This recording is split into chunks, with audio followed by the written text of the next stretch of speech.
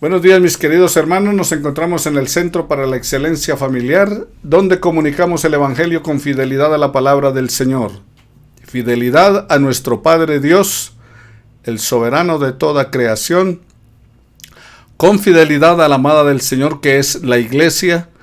Con fidelidad a la palabra del Señor. No queremos enseñar nada que no sea de acuerdo a la bendita palabra del Señor. Soy consciente de lo que la Escritura nos dice a los que enseñamos de la vida espiritual, de la vida de fe. No os hagáis maestros muchos de vosotros, sabiendo que recibiréis mayor condenación. Entonces, por esa gran responsabilidad, siempre estamos apegados a la palabra de Dios, a la bendita palabra del Señor, lo que ella nos plantea, lo que ella nos dice, y no a ideas o pensamientos humanos, ni tampoco a las corrientes de este mundo, sino a lo que dice la Escritura.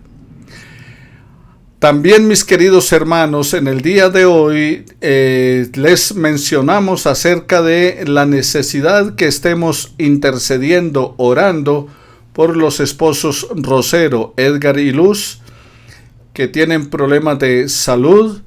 Igualmente seguimos orando por la restauración total de nuestra hermana Marta Isaura, y coloquemos la vida de nuestro hermano Pedro Pérez delante de la presencia del Señor para que toque su cuerpo trayendo sanidad.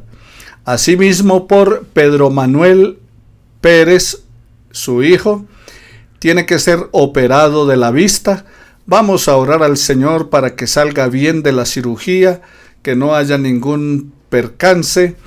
Y también no se les olvide seguir orando por nuestra hermana Beatriz, por su salud, que el Señor la restaure plenamente, que le dé vigor a sus huesos, como dice la palabra.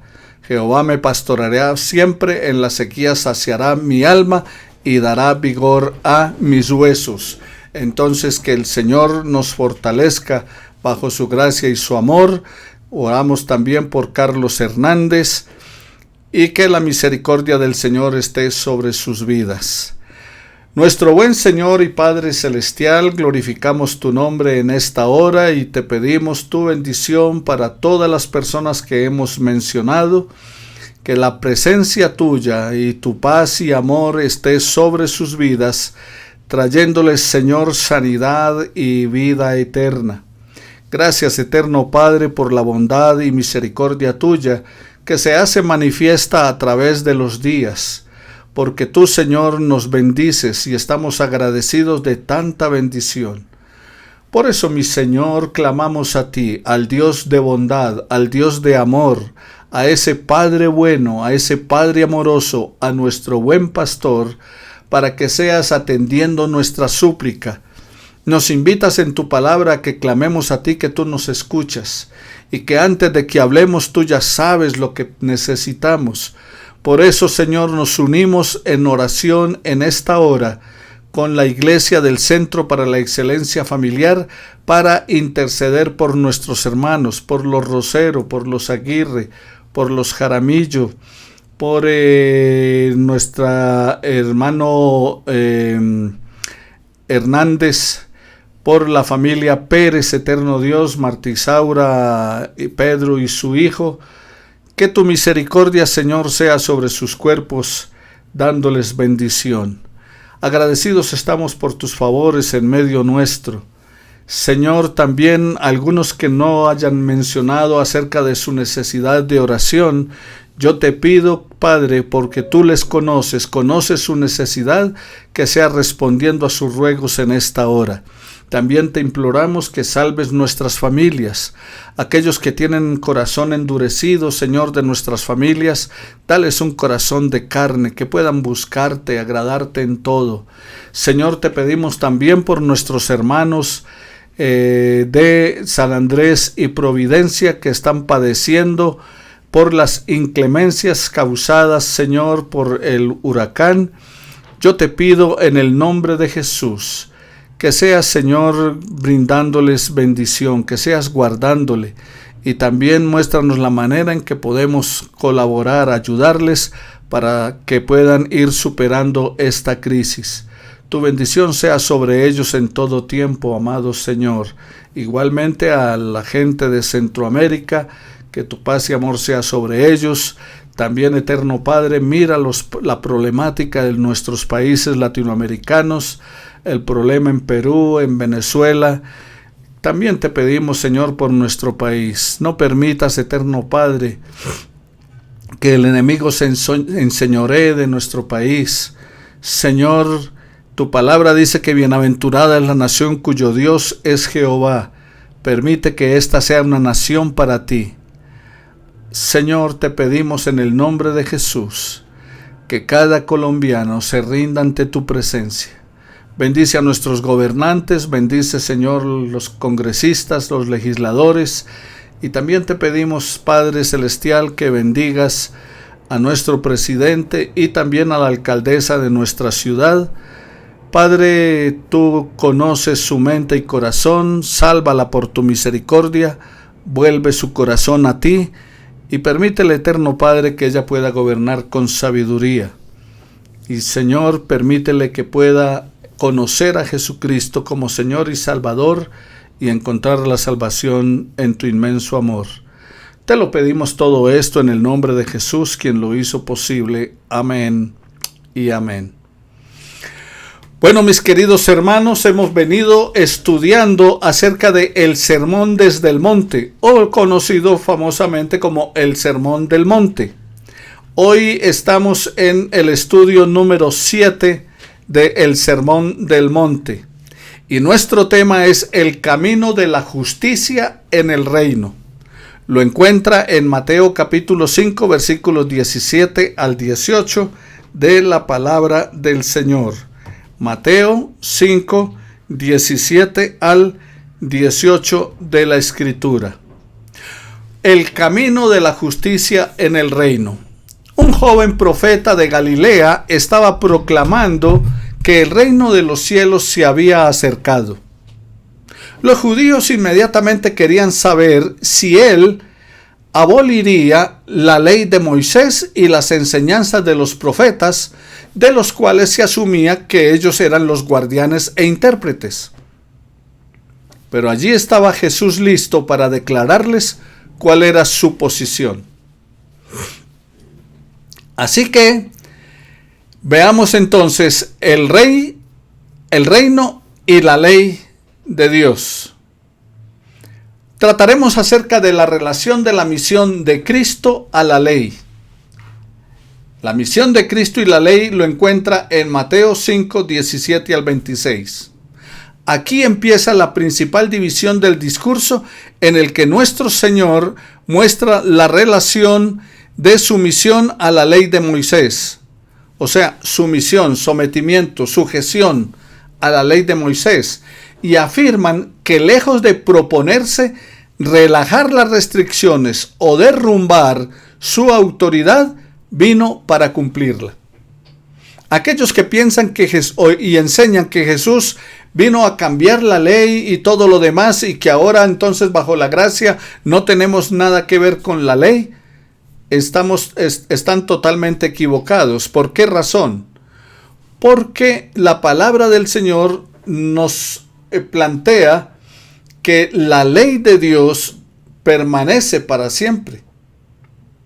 Habiendo manifestado ciertas características de los súbditos del reino mesiánico, en los versículos 12 y 13 de San Mateo 5, de su influencia y responsabilidad como la encuentra en los versículos 14 al 16, hablando acerca de ser sal y luz de la tierra, ahora Jesús procede a mostrar que el reinado mesiánico saca en algunos aspectos importantes, es muy distinto a lo que planteaban o se esperaba popularmente en aquel tiempo. O sea, la gente estaba esperando un reino mesiánico totalmente diferente a lo que Jesús comenzó a plantear. Ahora, prontamente Jesús reveló que él no era un revolucionario destructor ni un conservador reaccionario en cuanto a lo que se refería a Moisés y los profetas. Él declaró que ni una jota ni una tilde de la verdad revelada será ignorada. O sea, en la ley dice no matarás y eso sigue siendo válido hoy. En la ley dice no adulterarás y eso sigue siendo válido hoy. En el versículo 17 de la palabra del Señor, en la primera parte de ese versículo 17 del capítulo 5, dice el Señor Jesús, no penséis. También en Mateo 10:34 está esto. Muchos en aquella época estaban esperando en cuanto al reinado mesiánico que había de ser una grande revolución política tal como tenía el desechamiento de las instituciones y las leyes, y también iba a haber una restricción de la moralidad. Pero Jesús les dice, no piensen eso. No piensen que yo voy a hacer una gran revolución política. No piensen que yo voy a desechar las instituciones. No piensen que voy a cambiar las leyes y a quitar la restricción moral de ellas. No penséis. En algunos escritos judaicos posteriores se encuentra que ellos realmente esperaban que el Mesías viniera a abrogar la ley. Y sostenían esta idea por su interpretación de Jeremías 31:31. Muchos empezaban a creer que Jesús alentaba semejante designio revolucionario porque él ya había dado algunas muestras, como plantea Lucas y Marcos, llamando a un publicano para que fuera parte de sus discípulos, hablando en público con las mujeres, sanando el día sábado, día de reposo, comiendo con publicanos y con pecadores, Lucas 5:27 al 32, declarando que estaba haciendo un nuevo orden de cosas, Lucas 5:36 al 39, y en repetidas ocasiones él había desatendido esas ideas judaicas que tenían sobre el sábado, Lucas 6:1 al 11. Estas cosas para ellos les parecían revolucionarias y pensaban, bueno, este es el que va a cambiar todo ahora. Aunque nosotros sabemos que no eran contrarias esas leyes al designio y el espíritu verdadero del Antiguo Testamento. Lo que pasa es que más bien los fariseos, escribas y saduceos habían hecho unos cambios a la ley a tal punto de que no les interesaba las personas por guardar el día, haciendo más importante el día que la gente. Y recuerden que debemos amar lo que Dios ama. Jesús atacó solamente las tradiciones de los hombres y las interpretaciones erradas de las Escrituras. Siempre mantuvo una lealtad inalterable a la ley de Moisés y a las enseñanzas de los profetas, diciendo que la ley de Moisés y las enseñanzas de los profetas eran indestructibles. En el mismo versículo 17, en la parte B, dice, no he venido. No penséis que he venido. No he venido, ¿a qué? Esa expresión empleada frecuentemente por Jesús indicaba, cuando él dice he venido, estaba indicando que tenía una misión. Mateo 9:13 y 10:34. También en Primera de Timoteo capítulo 1 versículo 15. Y esto concuerda naturalmente con el hecho de su preexistencia, pero no debe ser tomado como una prueba de su preexistencia, porque esa misma expresión se aplica a Juan en el capítulo 11 versículo 1, o sea, a Juan el Bautista. En el versículo 17, en el versículo 17, en la mitad, en la parte, digamos, la parte C, dice, no he venido para abrogar. La palabra abrogar significa soportar, disolver, hacer pedazos. Es como tumbar una casa, un puente, una pared. Y se aplica también al templo. Mateo 26, versículo 61. Y capítulo 24, versículo 2. Cuando habla de derribar. Entonces, significa eso el término abrogar. Y se usa figuradamente en Romanos 5:20 y en Hechos 5:38, hablando acerca de destruyas y desvanecer. Entonces, significa abrogar. Cuando dice no he venido para abrogar, entonces no he venido para disolver, no he venido para hacer pedazos, no he venido para tumbar, no he venido para destruir, no he venido para desvanecer la ley. ¿Para abrogar qué? ¿Para destruir qué? ¿Para derribar qué? Versículo 17 en la última parte, la ley o los profetas. Esta frase se emplea para denotar toda la escritura. Cuando dice la ley o los profetas se refiere a toda la escritura. Es una manera de referirse a las escrituras hebreas, es decir, a todo el Antiguo Testamento. Siendo la ley los 5 libros del Pentateuco, los de Moisés, pero también los profetas y el resto. En San Lucas, en el capítulo 16, versículo 16, habla de la ley, los profetas y los salmos, incluyendo probablemente la última división de los otros libros poéticos. Entonces, la ley y los profetas usted lo encuentra en Mateo 7:12, 11:13, 22:40 y Juan 1:45, en Hechos 13:15 y 28:23, también en Romanos 3:21. En algunos casos, mis queridos hermanos, la ley denota todo. Cuando dice la ley, denota todo, o sea, toda la escritura. Recuerde que toda la escritura es inspirada por Dios y útil para corregir, instruir, a fin de que el hombre de Dios sea perfecto, preparado para toda buena obra. Entonces la ley denota todo, como Juan capítulo 10 versículo 34 y capítulo 12 versículo 34, y en el capítulo 15 versículo 25, igualmente en 1 Corintios 14, 21. Entonces, cuando allí en estos textos que les he mencionado habla acerca de la ley, denota toda la escritura. Obsérvese que es la ley o los profetas.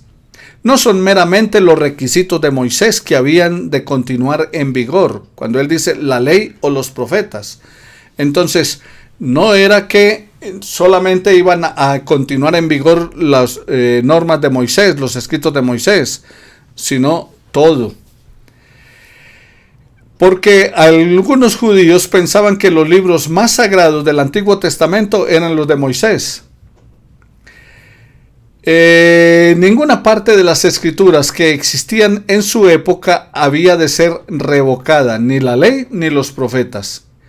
Y cuando habla de ley y los profetas es una colección de los libros sagrados a los cuales se refiere, que están bien conocidos y bien definidos, y es la misma que tenemos en el día de hoy, que conocemos como el Antiguo Testamento en la palabra del Señor. Dice en el versículo 17, la parte E, a cumplir. Estoy desglosando todo el versículo 17. No he venido para abrogar la ley o los profetas, sino a cumplir. La palabra cumplir traducida aquí se explica en el capítulo 1, versículo 22 y significa llenar, completar. O sea, cuando dice he venido a cumplir, es a completar, a llenar. La mayoría de los expositores bíblicos entienden que la palabra denota cumplir haciendo lo que la ley exigía. Capítulo 3, versículo 15 y Romanos 13, 8. El salmista dice, la ley de Jehová es perfecta, o sea, libre de defecto o cualquier mancha, y adaptada exactamente al objeto para el cual fue dada. Aunque para una economía más sublime y espiritual, sus principios podían ser desarrollados hasta una perfección mucho más alta. Esto en cuanto a lo que son los preceptos morales, materia de la cual nuestro Señor procede a hablar.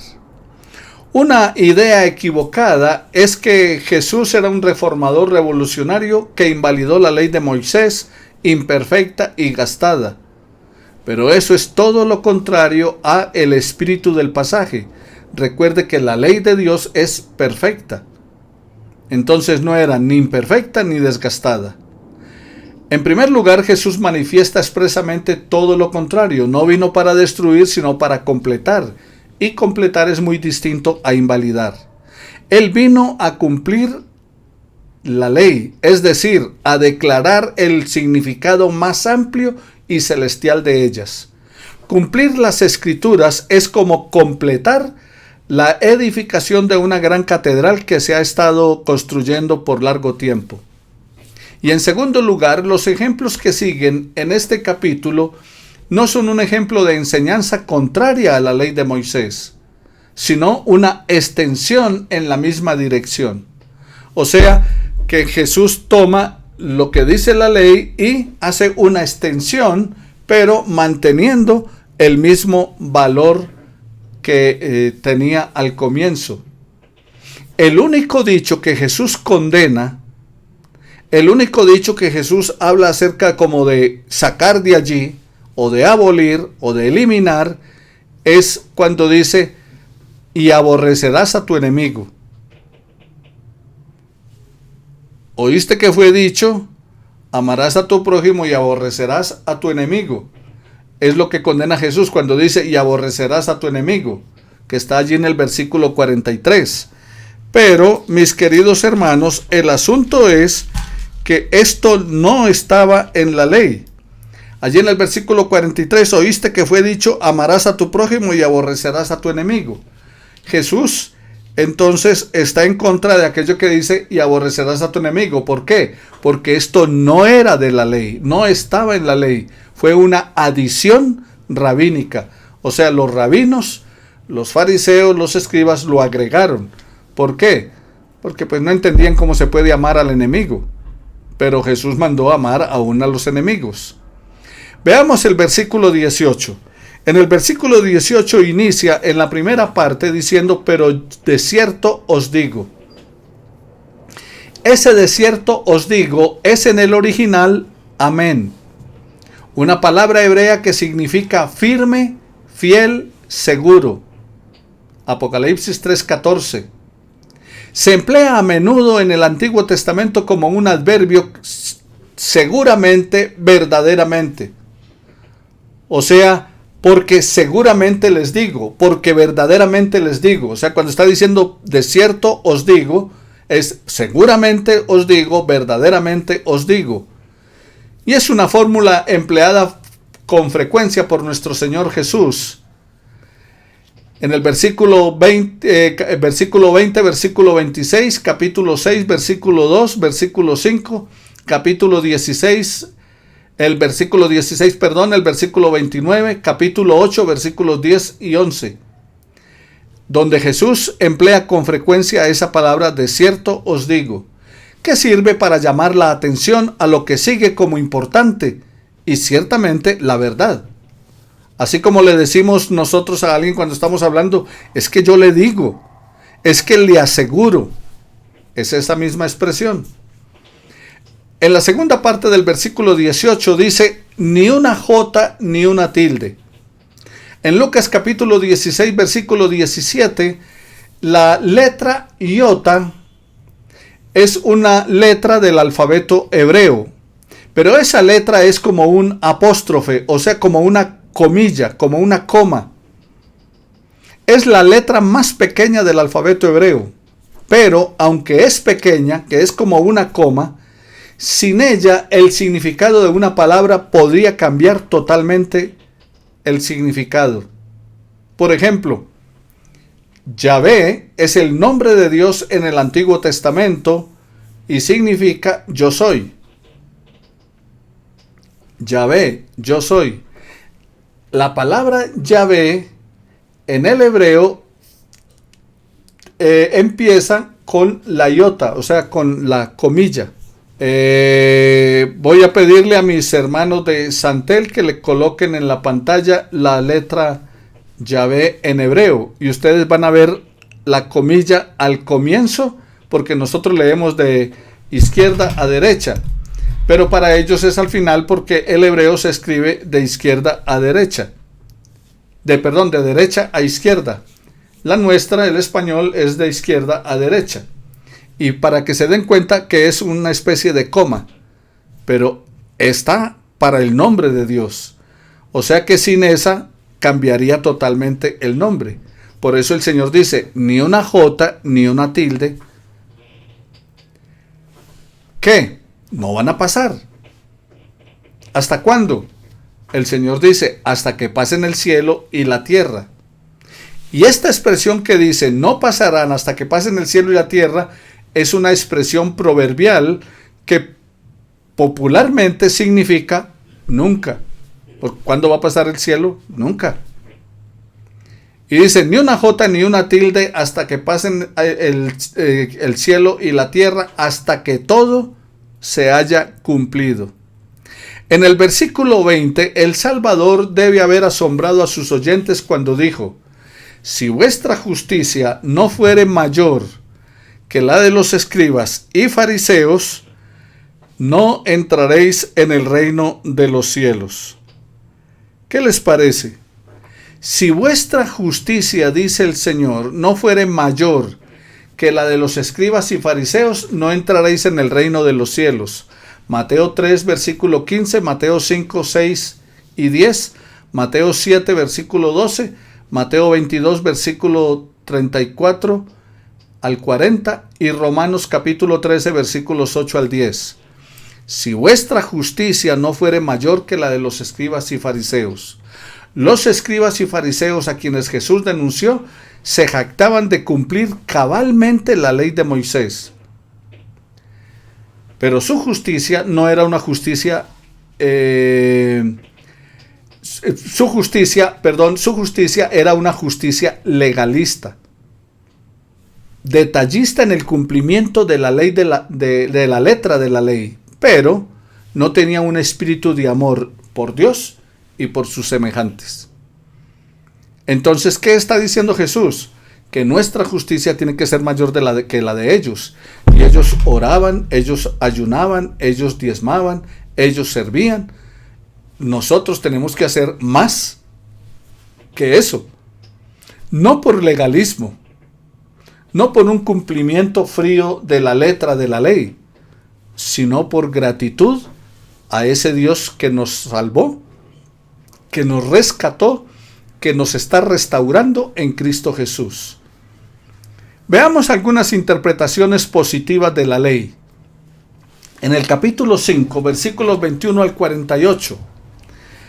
Allí entonces encontramos las previsiones de la ley de Moisés, demandando una obediencia espiritual motivada por el amor. Una experiencia, una obediencia espiritual positiva motivada por el amor.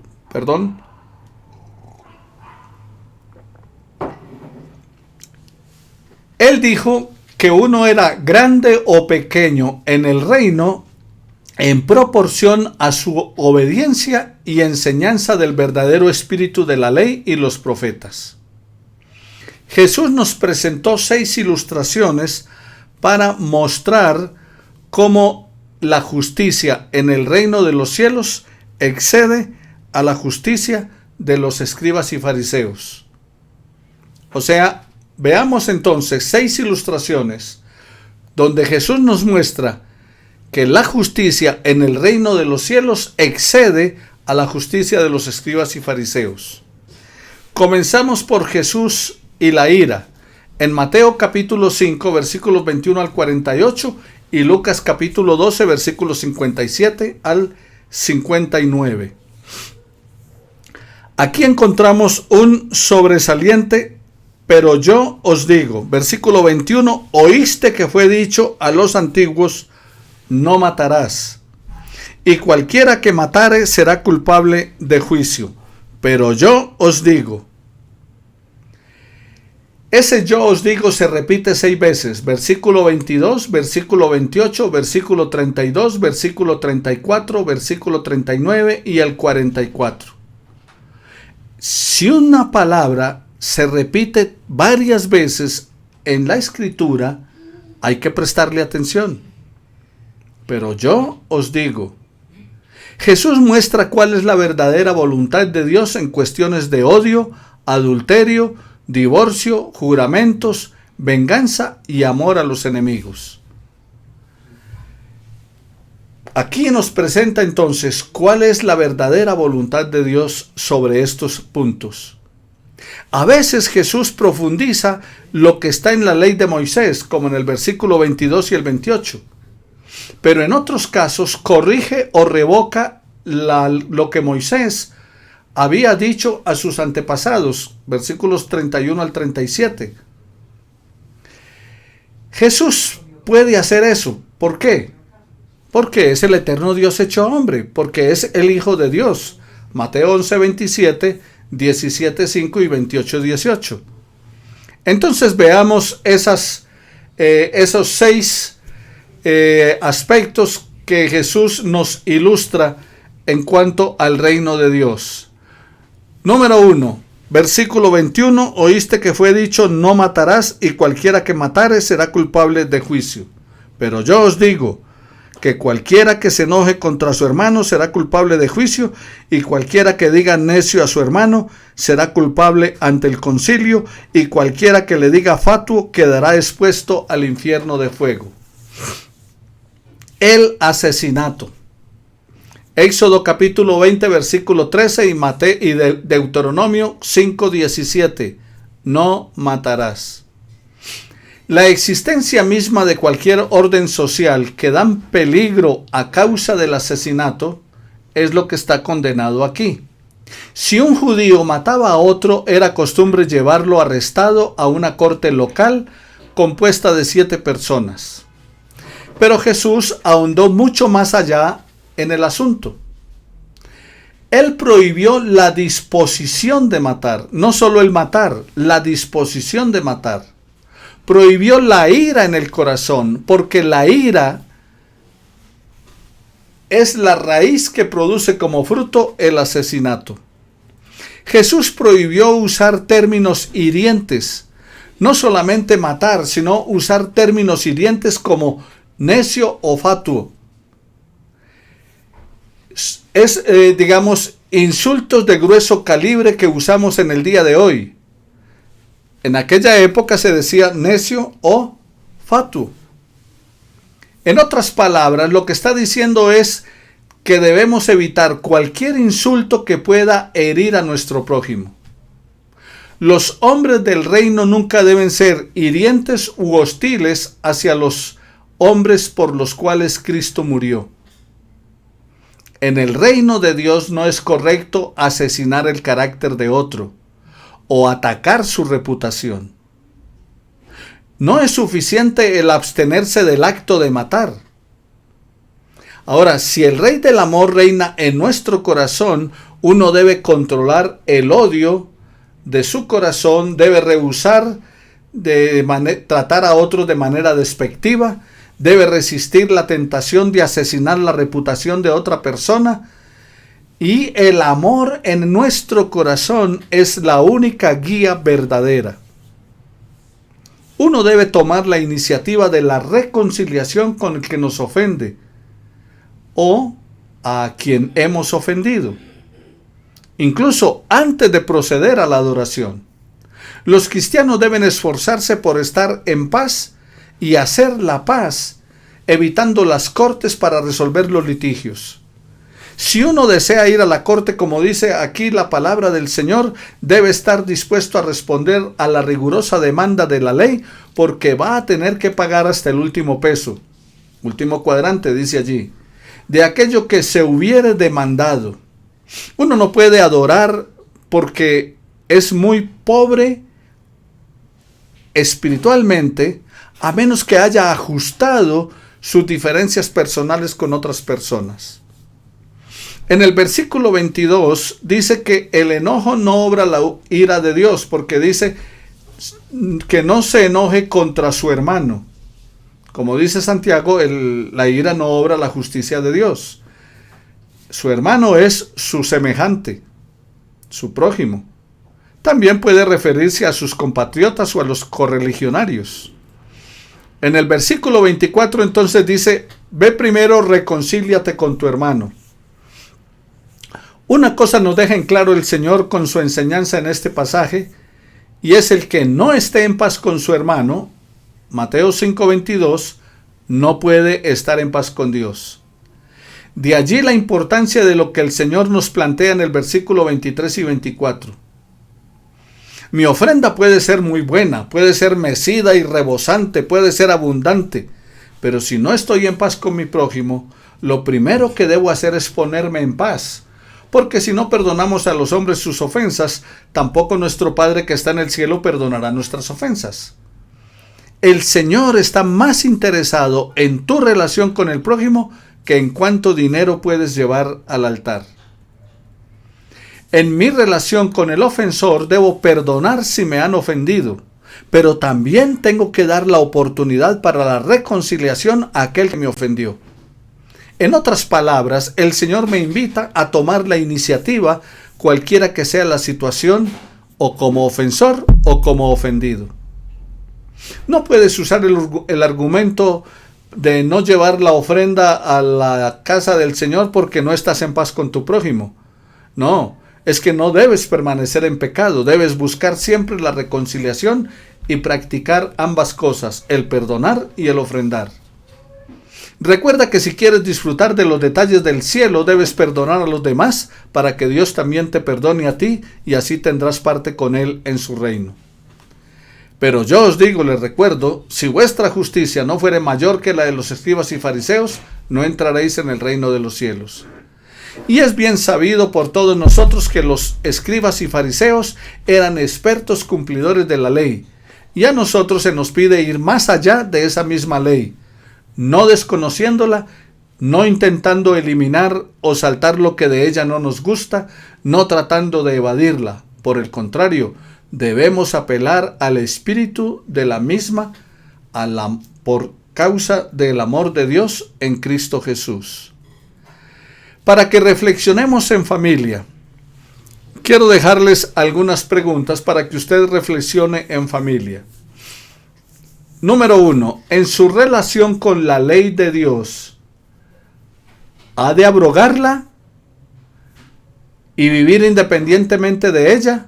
¿O ha de interpretarla y por lo tanto aplicarla con sus implicaciones más altas? Número 2. Puesto que es imposible cumplir toda la ley, ¿hay provecho en tratar de cumplir parte de ella?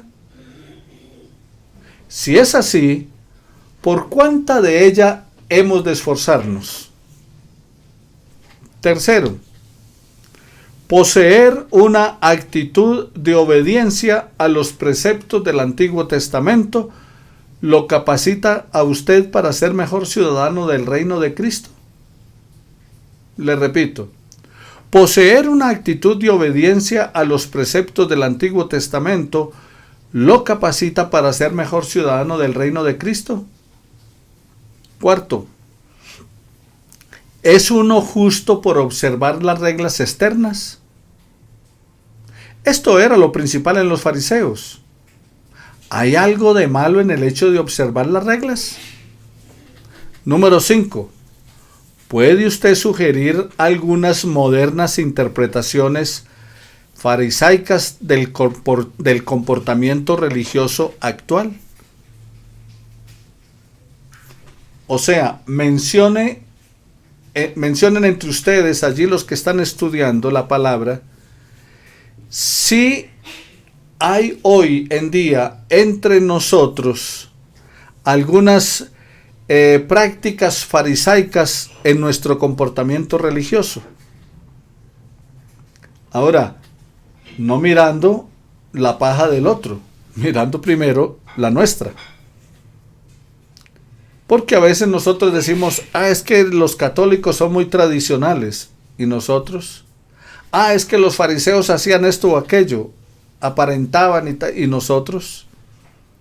Eso es lo que tiene que ver con la pregunta. Bueno, 5 interrogantes para que usted reflexione sobre lo estudiado, hágalo personal y hágalo en familia. Padre, te damos muchas gracias, Señor, por permitirnos estudiar tu palabra en esta hora. Y te recuerdo, bendito Dios y Señor nuestro, la vida de nuestros hermanos que tienen problemas de salud, para que los restaures en el nombre de tu Hijo Jesucristo. Tu palabra nos dice que si 2 se ponen de acuerdo para pedir algo, será hecho.